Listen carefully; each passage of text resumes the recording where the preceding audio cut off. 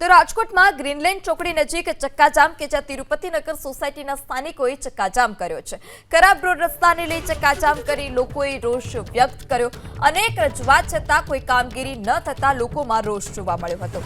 તિરુપતિનગરના સ્થાનિકોએ ચક્કાજામ કર્યો છે। જે રસ્તો છે તે ઉબડખાબડ છે, રસ્તા પર ખાડાઓનું સામ્રાજ્ય છે, મસમોટા ખાડા પડ્યા છે, જેને લઈ વારંવાર અકસ્માતનો પણ ભય રહે છે। અનેક વખત રજૂઆત કરવામાં આવી હોવી છતાં કોઈ કામગીરી ન થતા સ્થાનિકોમાં રોષ। વધુ માહિતી સાથે સંવાદદાતા પરાક્રમ ફોન લાઈનથી જોડાયા છે। જે પરાક્રમ, ગ્રીનલેન્ડ ચોકડી નજીક સ્થાનિકોએ ચક્કાજામ કર્યો હતો, કેટલા કિલોમીટરનો રસ્તો આ પ્રકારે ખખડધજ છે, લોકોની શું માંગ?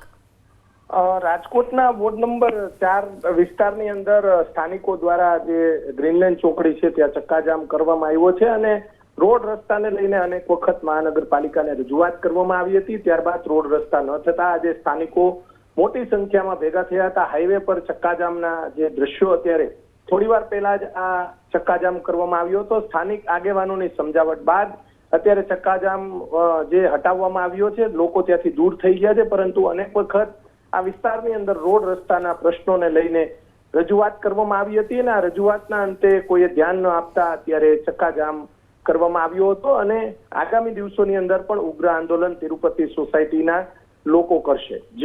જી પરાક્રમસિંહ, સમગ્ર માહિતી બદલ આભાર।